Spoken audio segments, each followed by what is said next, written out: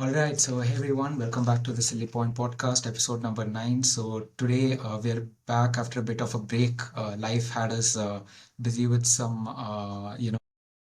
little surprises, but more on that later. But for today, we'll be covering up, all of the progress in the Champions Trophy so far. So we'll be running a rundown of all the different teams and all of their current statuses and what the future of the Champions Trophy looks like for them. So without further ado, let's dive straight into it. But as always, before we get into it, a quick segment on cricket catch up by our one and only Naveen. So Naveen, what's there to catch up on cricket?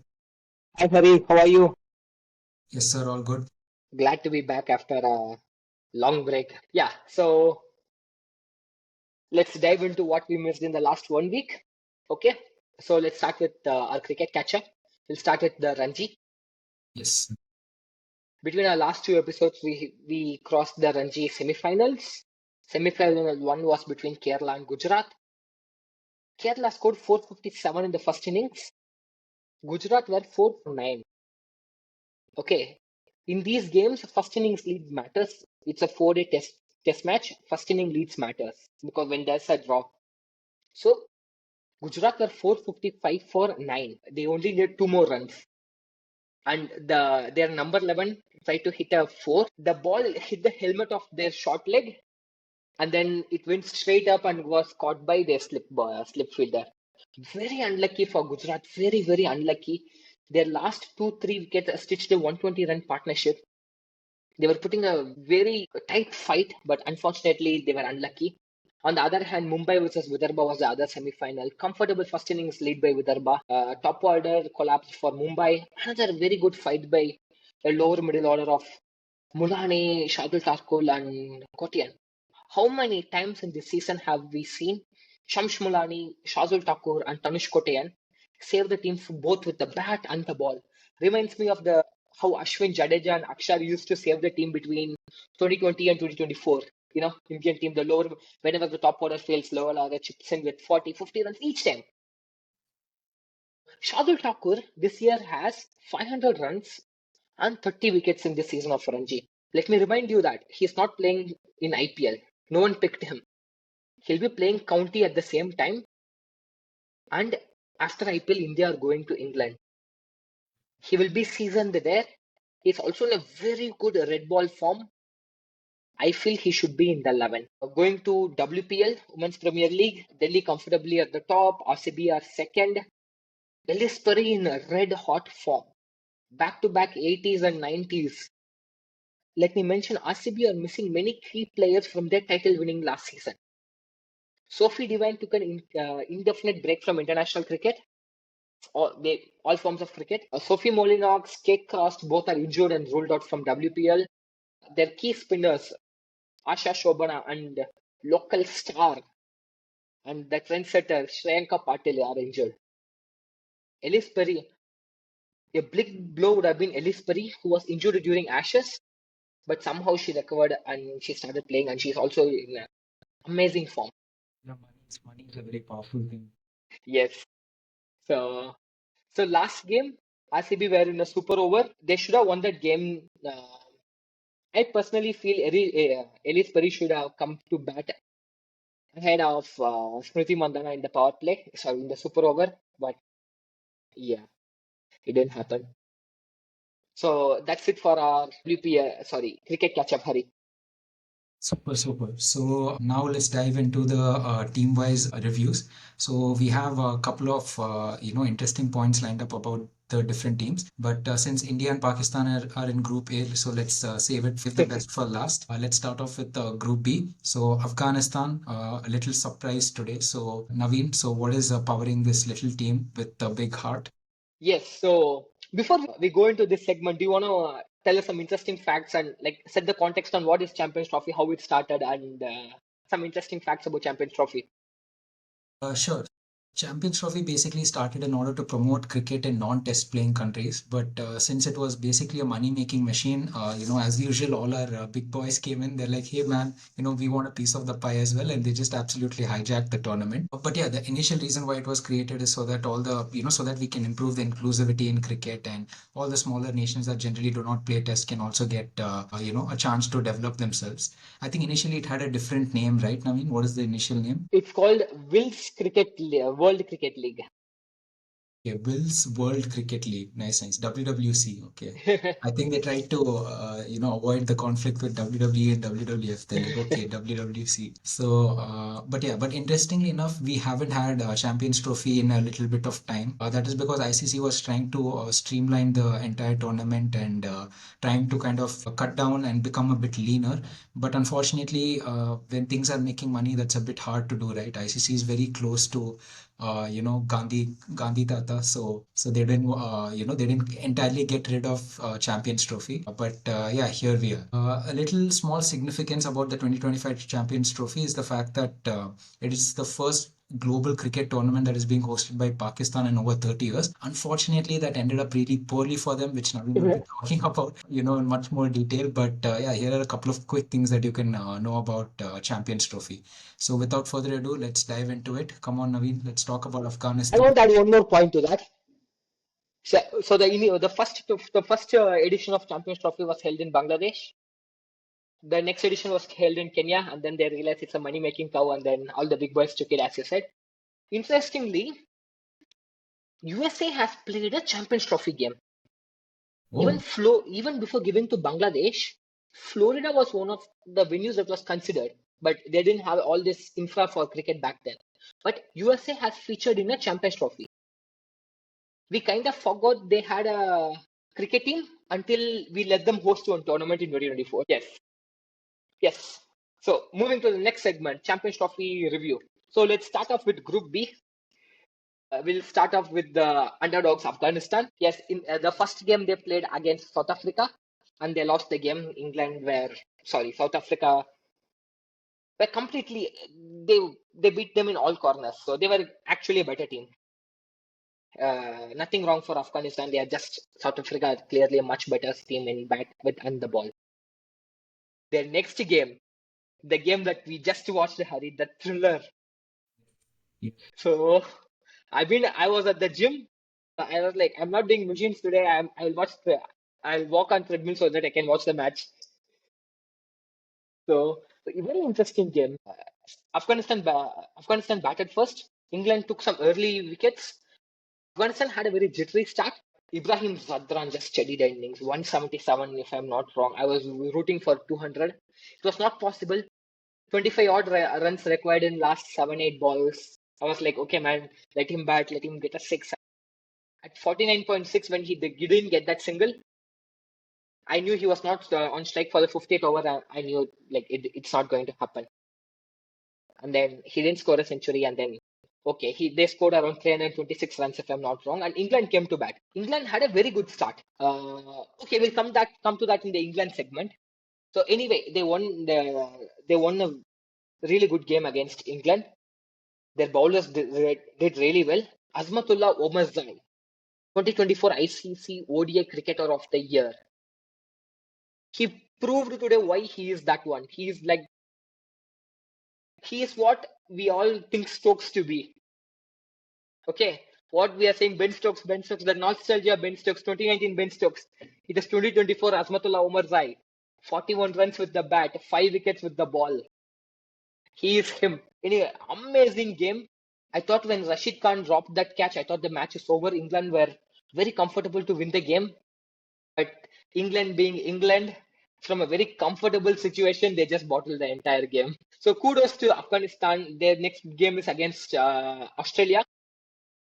If they can repeat what they did in the 2024 World Cup against Australia, they're definitely in the semi-finals. And Afghanistan have made it their habit of beating one of these big boys in each and every ICC tournament. And even before coming into this tournament, the best chance for Afghanistan to beat anything was England. England, as we saw in the India tour, are allergic to spin bowling. So England have the best spinner in the last decade. But unfortunately, the condition did not aid spin, and Rashid had an off day today. He was very animated when he couldn't get the wicket or when he dropped the catch. I thought they were losing the nerve. England, I thought Afghanistan were not showing that composure. I thought with the root in the middle, he would take them home, but they did not. So we'll come to that. We'll come to England segment. Moving to South Africa, coming to that series, they didn't go to the finals of the Tri Nation series against New Zealand and Pakistan.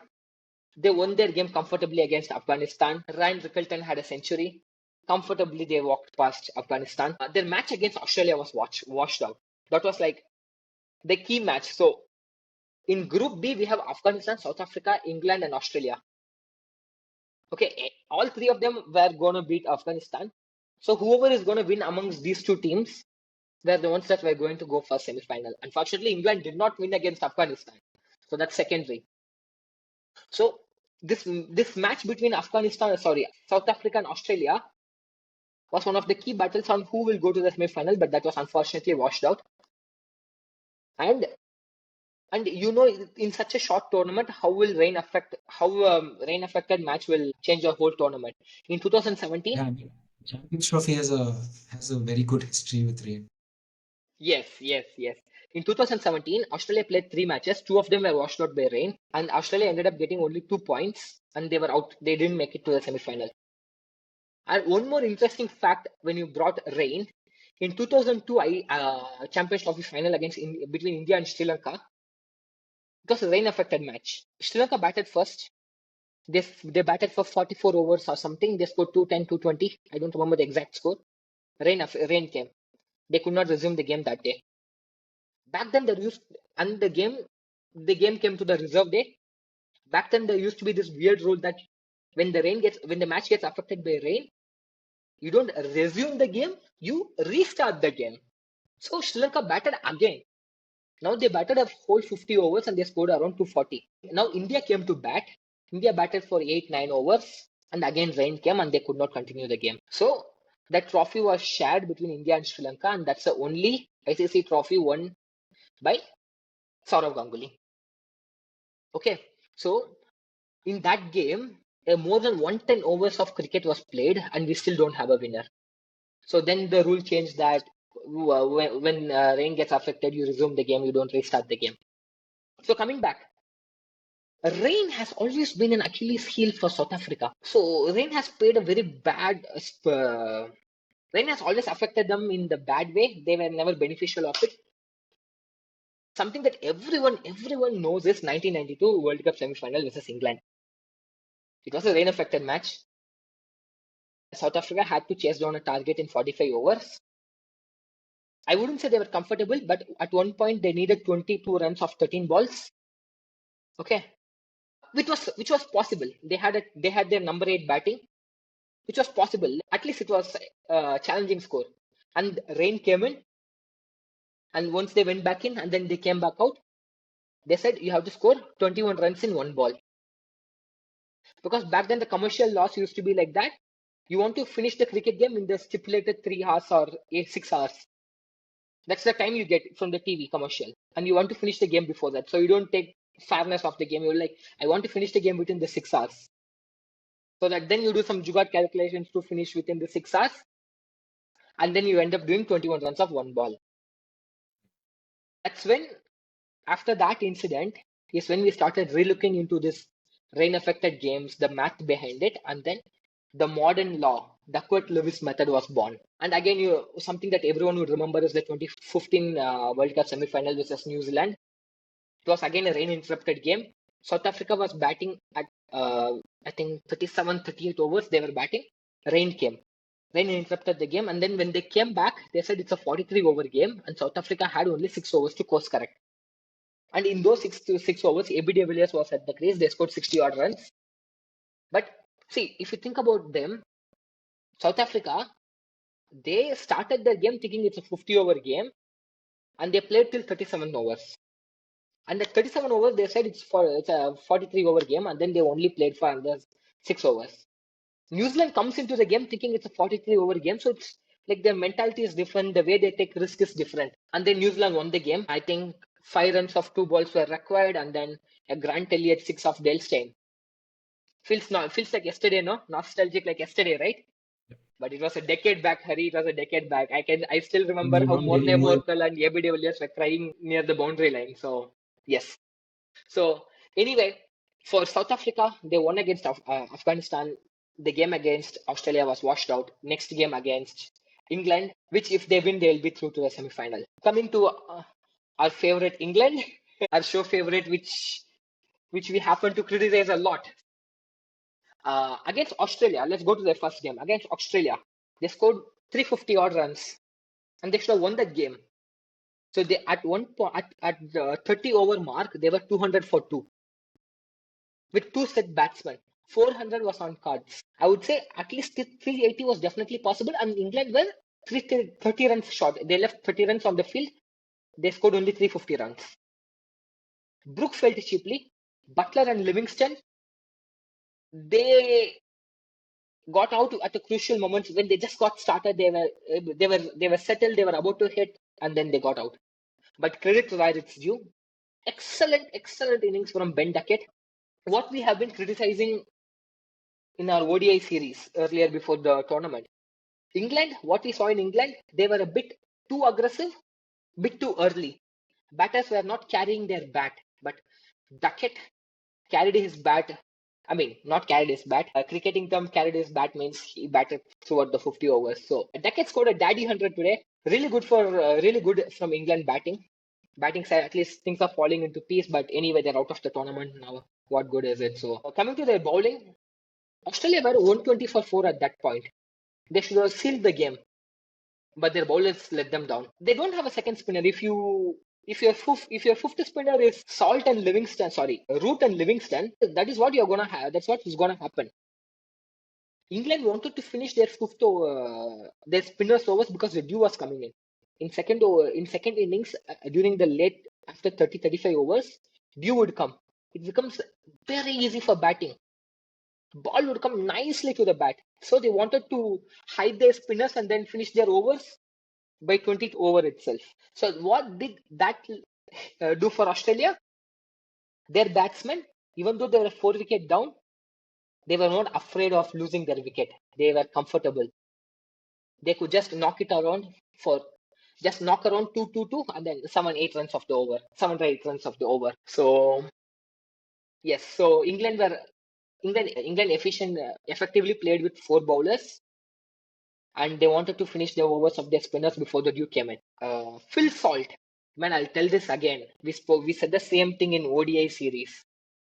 Phil Salt has batted for more than 30 balls only 5 times in his last 30 innings. Okay. When we did our ODI review, we said 5 times in the last 25 innings. No. It's 5 times in the last 30 innings. And only once he has batted over 30 balls against a team that's playing this Champions Trophy. Basically a top 8 team. He has scored twice against New Zealand, once against Sri Lanka, and once against West Indies. Okay. My question is this the standard of a basketball cricketer for a country like England? Okay. I mean, I have had enough rants about England in this podcast. So, moving to our next country, Australia. We want to ramp this up. We are already late. So, okay, moving to Australia. Coming into this tournament, they lost 5 or 6 stars, okay, that won them their 2023 World Cup. There's no Mitch Marsh, there's no Marcus Stoinis, and there's no any one of their 3 tridents. Right. Stark, Hazelwood, and the most important guy of this team. I forgot his name, man. What is Australia's captain's name? Oh my god. Harry, help me out, Harry. What's the Australia captain's name? Pat Cummins. What? You couldn't. So he's not paying now, no? Yes, he's not playing, but that's what I'm saying. So there's no Pat He Cummins, there's announced no Josh this week. Ashwin, there's no Stark. Their tridents, their backbones, their pillars are not there for this tournament. So is Marcus Stoinis and Mitch Marsh. So all of their fast bowling all-rounders are gone. Okay, the one that gave them so much flexibility are gone. But they're with a young team. Okay, and they showed why they are the champion side and you can never rule them out. Okay, if Maxwell comes to bat at number 7, That is a long batting lineup. Long, very, very long batting lineup, and that's scary. Amazing innings from Josh English. Very nicely paced out. Didn't take too much risk in the beginning. I mean, England didn't let him, like, didn't ask him to take a risk. They were like bowling with what? Who's name? Root and Livingston, who made English's life very easy. So again, a daddy 100 from English 170. What a way to bring up his first international century. So even before his first century, he has captained Australia in this format in the absence of Smith and Cummins, and he showed why he is the captain. Such a temperament to take the game deep, so very good game awareness. He was playing for the combinations which went right for him, and he was just playing, knocking the ball around when it was a very good bowler like Archer and Wood. Archer has this power of 150 kilometers per hour. Okay, he has this ability. But every time he bowls a slower delivery, he gets whacked.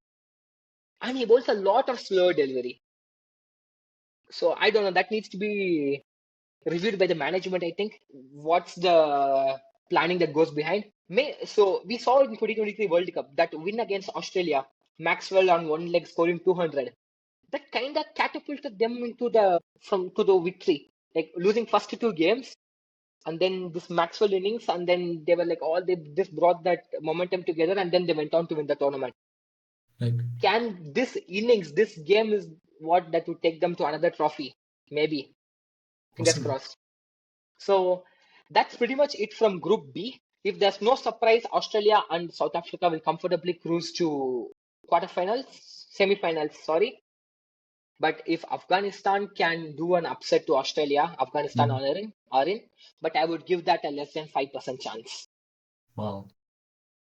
It's nice, man. So just to quickly summarize, in Group B, on top we have South Africa, which is leading with 3 points from two matches. They have two wins, including one washout against Australia, and they're currently leading now with a net run rate of around 2.14. Australia also has 3 points from two matches. They beat England, and the match against South Africa was a washout, and they have a net run rate of 0.475. Afghanistan, they weren't performing so good till now, but they had a surprise victory today. Being the underdogs as they are always. So they had a very interesting win against England, even though England, like Naveen mentioned, were performing pretty well. Afghanistan still managed to upset them. And finally, at the bottom, we have England, which has a net run rate of minus 0.475, and they're looking, probably forward to going back to England. And but yeah, so that's the gist of what's happening in Group B. So with that being said, let's move on to the elephants in the room, which is Group A. So Naveen, what's the situation in Group A? Yeah, so before that, I like to add one thing. I just know. So this we are recording right after the England Afghanistan game. Wake up tomorrow, you'll see a video by now Michael Atherton and Nasser Hussain saying how if Ben Stokes was playing this Champions Trophy, how he would have saved us in this situation, blah blah blah. So this is definitely happening. I'll bet you whatever you want. This is definitely happening. And one more thing that Betting or one masala dosa at Adidas or Rameshwaram Cafe. Done. All right. Well, Nasir Hussain is going to be talking about Ben Stokes and how he's the Superman that could have saved the great nation of England. yes, yes. So and one more thing is, so I'm really sorry, I forgot to add in the catch up. Ranji final is happening. Vidarbha is playing against Kerala. Kerala are playing their first ever IPL Ranji final. Sanju is not playing, and Karun Nair is leading Vidarbha, and he's again continuing his rich form from Vijay Hazare. He scored an 80 odd runs, and then he got an unfortunate run out. I think they have placed at 250 odd for 4 wickets. Plays really well for a 400 plus score. If they score 400 plus score, it will become very, very hard for Kerala. I think Kerala might regret their decision of winning the toss and bowling first. But good luck for both the teams. Exciting times ahead. Nice. Finally, a break from Mumbai dominance in domestic cricket. Yes. So sorry for that. Now let's go to the exciting Group A. Yes, sir. We'll start off with Bangladesh. Firstly, no one expected them to come to the Champions Trophy. Congratulations for them in qualifying ahead of West Indies, and Sri Lanka. They lost their first game to India. No one expected them to win anyway. Lost to New Zealand the second. I mean, India and New Zealand are the two best teams coming into that tournament. No criticism for Bangladesh. A moral boost for them would be a win against Bangladesh. Sorry, a win against Pakistan. Yes, but good fight for Shantonu and Bangladesh men. Played really well. But even against Pakistan, I don't see them winning. Pakistan are a really good side. Even though they are in a bad form, just a sheer difference in quality is huge. Right. And Bangladesh have a big, huge, once in a generation Shakib-sized black hole. Okay, no one is stepping up to fill that. Impossible. Impossible. Mehdi Hasan Miraz is like this touted guy, but even when both Shakib and Miraz played, they both played that batsman like an all-rounder who could bowl spin and then who could carry the bat. No, they both were there. He could be there was Shakib and then there was Shakib Junior, that is Miraz. Now there's only Shakib Junior. There's no Shakib. So now even their other veterans like Mushfiqur Rahim and Mahmudullah are all phasing out. So this is a new era for Bangladesh. I don't know how they are gonna face, how they are gonna see through. They're constantly struggling politically, even on a cricketing aspect. Shakib has a lot of issues. Shakib has become more of a politician than a cricketer. He's unable to step into Bangladesh and play cricket. So anyway, these are stories for a different podcast. So True. yes, We so can have a good for geopolitics. Bangladesh. We can have a geopolitics intersection with cricket and talk about it. I think we'll have Sri Lanka also there in there somewhere. Yes. Special mention.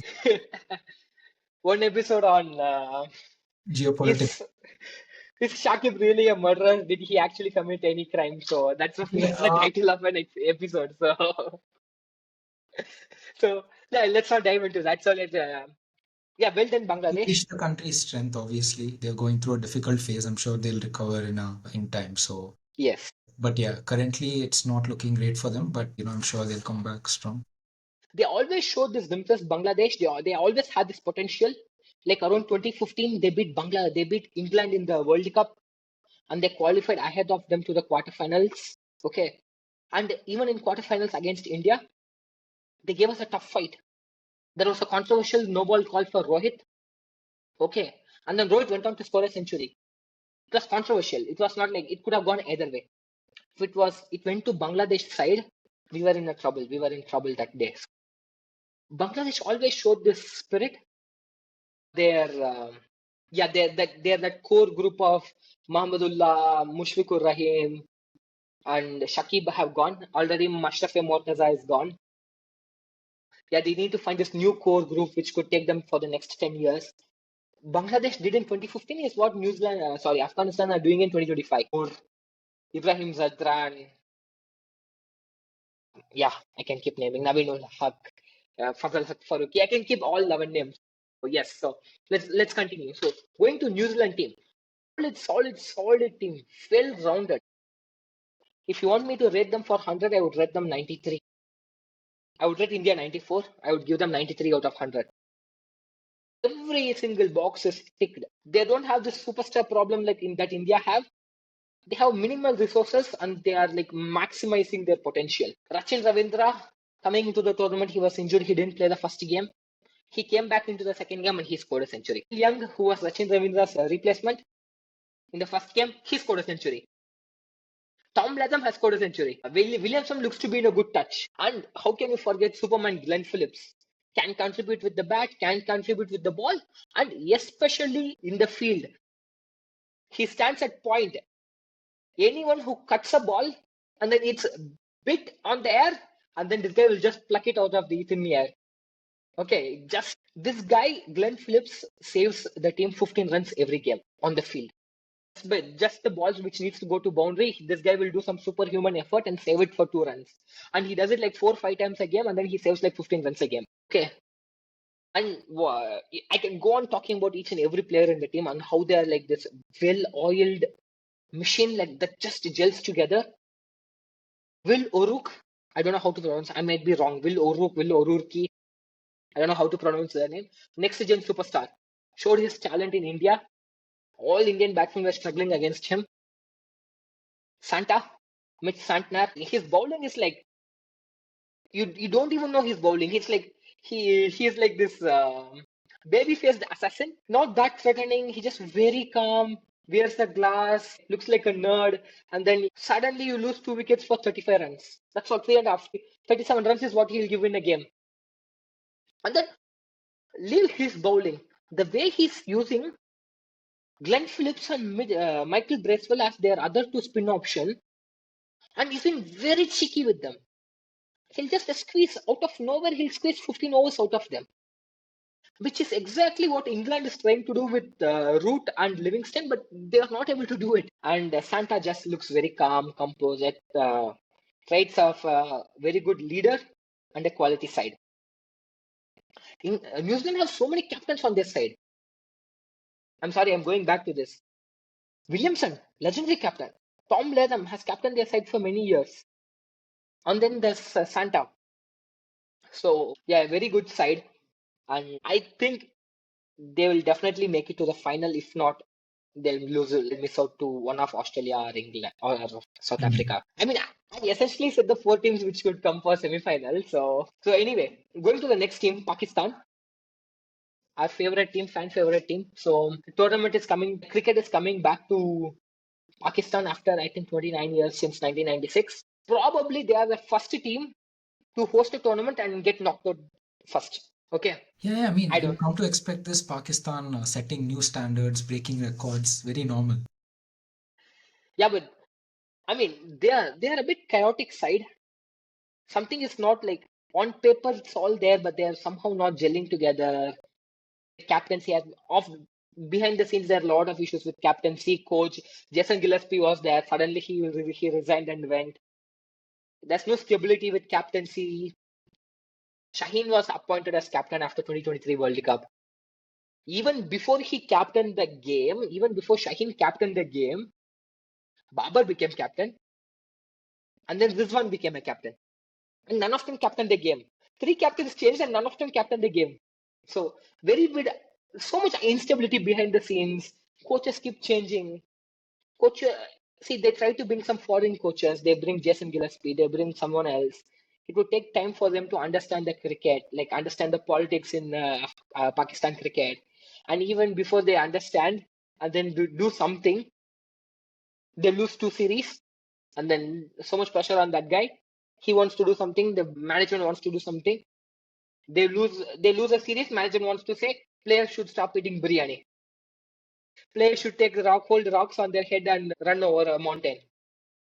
Nothing aligns. The coach, players, and management are not in sync. So very chaotic side. I don't want to get too much into it. So let's go into the what's happening on the field. First match against New Zealand, Pakistan bowlers had an off day. Okay, which happens in a tournament.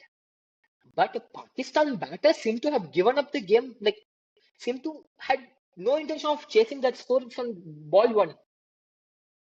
The moment they lost first wicket, they're like, we are going all defense mode. Man, you lost 1 wicket. This is an ODI cricket. This is not test match. 20 runs in power play after 10 overs. Babar Azam playing for average. Fakhar Zaman, at least Fakhar Zaman with his one leg, is shimmying and dancing around the crease to hit boundaries.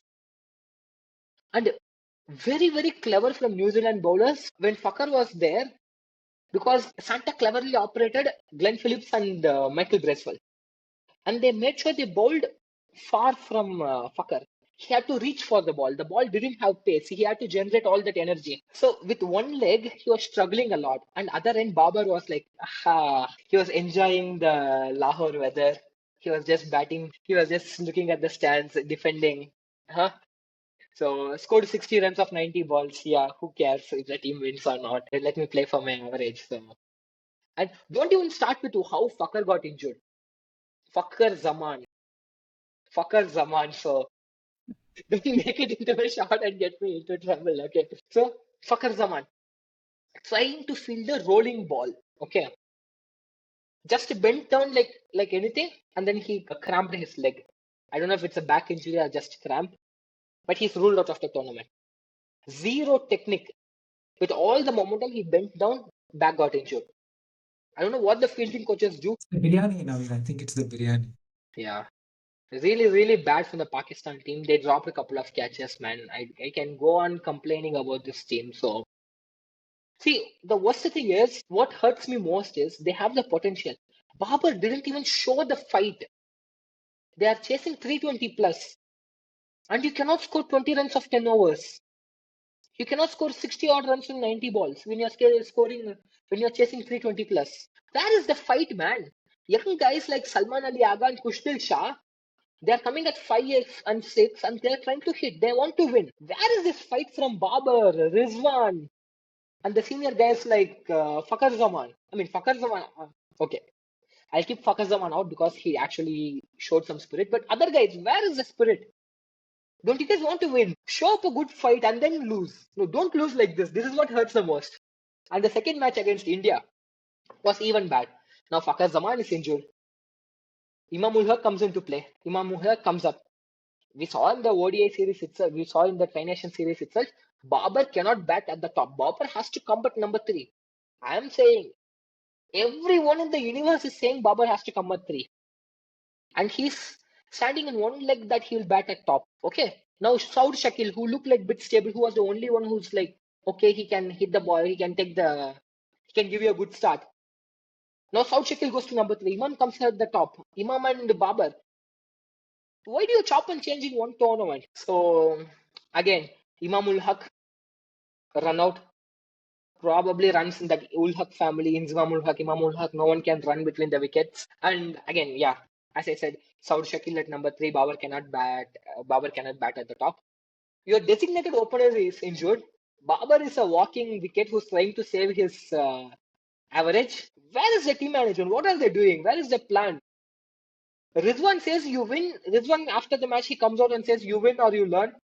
But man, you don't seem to learn at all. Yeah, that's my angry rant of Pakistan. I'm just really sad they have so much potential and they're not using it properly. So moving to our final team, India. Yeah, so best team miles apart. Miles apart, okay. New Zealand are the one who come close, but India are winning these games effortlessly without breaking a sweat. Rahul, Akshar, and Jadeja are 5, 6, and 7. They were not even tested in any of these games. So there's no top order collapse for them to come back and rescue the game. We are so good. I mean, you know what will happen? In the final, there will be a top order collapse and these guys will be untested. Happened in so many tournaments for us. So, anyway, let's go by player. Let's go player by player. Rohit Sharma had a good start against Bangladesh, 40 odd runs, which is what he has to do. He just gives that aggressive start, puts the opposition in the back foot. Against Pakistan, he tried to do that. And then that in-swinging Yorker from Shaheen Shah. Oh my God, scary times. Even before the game, I was telling, man, I'm afraid of Shaheen's in-swinging Yorker. What if it's 21 and 22 again? We were like, there was a time none of us could play, none of the Indians could play in-swinging Yorker. Left arm in-swing. 2021 was like, fat, gone. All top three gone. KL, Rohit, and Virat gone. So I was like, oh, the moment Rohit was gone, I was very scared that that might happen again. Gill showed maturity. After Rohit Sharma's wicket, Kohli was new at the crease. Gill took singles at the last ball of the last ball of the over to shield Virat Kohli from Shaheen Shah. When Virat was fresh, let him get some time before he faces Shaheen. That was very thoughtful from Gill. I don't know, maybe it was the plan behind, but that guy showed some leadership qualities, like played like a leader, showed class, composure, and that straight drive of Shaheen and that short hand pull just destroyed Shaheen Afridi and Pakistan's hopes. Coming to our next guy, King Kohli against Pakistan. What more do you need to say? 82 not out against Pakistan at Adelaide. Second ODI century against Pakistan at Dubai. It's like what Travis Head is to India, but to Pakistan. That is an amazing analogy. And for the viewers, we did not practice that. Yes, so guy just thrives to play against Pakistan, man. Right. Jaisha, do your thing. 7-match ODI series against Pakistan is what we need to revive King's career. Good. Yeah. Next, Iyer, best number 4 of India in the last decade. Right. Again, another very good 50 runs. Who else was there? Shami. ICC Shami is a different breed. 5 wicket haul against Bangladesh, and he went wicketless against Pakistan, but that's fine. Shami is back. The old Shami, that Shami that's put fears in the batsman's heart is back. So I'm happy. Variation. ODI Shami, man. ICC Shami. ICC Champions. Yes. So, and finally, bit controversial opinion of mine. This is my opinion. Okay, this is just my opinion. This is not any analysis, just my opinion. I would always question Rana's selection over Ashdeep. However successful he goes on to become for the country, okay, I would always question his decision. It's unfair on many levels.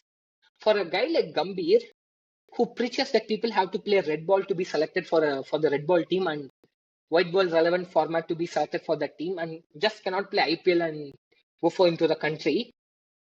Okay, this is what he was preaching when he was a coach, a broadcaster, etc. But now he comes into the team, and then he takes his boy from KK, and then he just fast tracks him into all three formats. So, which cannot happen, which should not happen. Who did he go ahead of? Ashdeep Singh. Most wickets in 2024 World Cup. 2024 Vijay Hazare. Again, relevant format, 50-over tournament. Most wickets. Fine. And the exclusion of Siraj is just outright wrong. If Bumrah is not there, Shami is coming back after 14 months. You should be playing Siraj, who has been your frontline bowler for the last 3 years.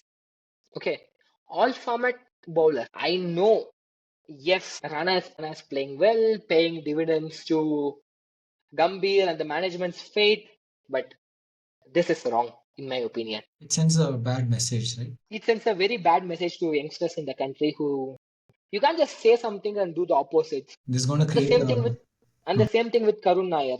And Karun Nair's case is an exception. He played really well, but he couldn't get into the team because you got to look at the other side as well. If a player wants to come in, yes, a player is playing really well, he wants to come in, but who is he going to replace? The person he's replacing is already playing really, really, really well. He has done nothing wrong to get dropped.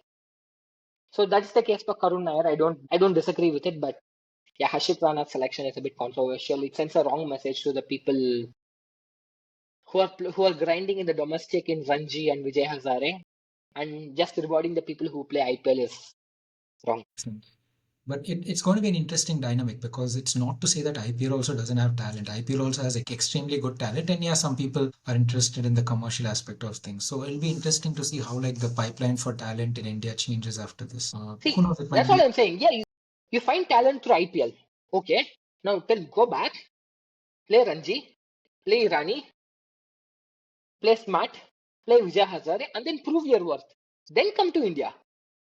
It's like, yes, IPL is a tool to identification because private sector is there. They invest a lot of money for talent identification at a grassroots level. Yes, I agree. But then go back. Now you're proved in T20I. Go back to Ranji Trophy, play red ball cricket. Then you will be considered for India Test team. Yes, the amount of faith we put in Nitish Rana and Harshit Rana has worked out. Just because it's working out doesn't mean it's the right thing to do. It's a bit of a young generation versus old generation type of situation we're running to. I mean, I think we are moving to the old generation. Yeah, people younger than us are playing international cricket These now. guys younger, bro, like 24, like 22 years goal is a scoring century. Like, oh, damn. Your dad is like looking at you in the corner, is like, what is this? But yeah, interesting times. Let's see how this affects, India's overall performance in the long run. It'll be kind of interesting to watch. So yeah, so that's about Group A. So in summary, New Zealand is on top. So they're doing really well. They've had very comfortable victories over both Pakistan and Bangladesh and net run rate of 0.863. Next, we have India also in a very comfortable position. They've won both of their matches. And they defeated Bangladesh by 6 wickets and Pakistan by 6 wickets. With the cherry on top, which is Virat Kohli's century, and with a net run rate of 0.647. We have Bangladesh after that, which are, little like we discussed, a bit of a difficult situation, both in terms of cricket and otherwise. But I think they have a small chance, but again, very, very unlikely. Even though they did set like very competitive scores and all of that, I think it's very unlikely they're going to bounce back in any shape or form. Bangladesh are out of the tournament. Yeah, they're pretty Mathematically, much they out. can't come back. Correct. And yeah, then we have our iconic team, Pakistan. So they'll be sent back home. Hopefully, They uh, are at home. They're not yeah, sent they back are home. They at are home. at home. So they're at the bottom of the table with a net run rate of negative 1.087. So yeah, I guess it's looking very strong for India and England. Sorry, India and New Zealand in Group A, and in Group B, it's looking very good for Australia and South Africa. So yeah, I think we have a good idea of who's going to go into the the championship rounds, as we might call it in MMA. Yeah, let's see how this plays out. Naveen, what is the probability distribution for the winner looking like right now among these four teams? And say the winner because whenever I put my faith on India, they went to final and they broke my heart. Naveen, yeah, I made the mistake of asking Naveen. So many wasted tears on this team. So India would go to final, and the other finalist will be New Zealand. Makes sense, yeah. Fair assessment, fair assessment. So I think Australia is a bit shaky with the lack of the three pillars of that you mentioned, and also South Africa. Although they're really good, I don't think they come close to like what New Zealand has been delivering. So let's see how the clash between India and New Zealand plays out in Group A, and maybe that'll give us a better picture of how things are going to play out.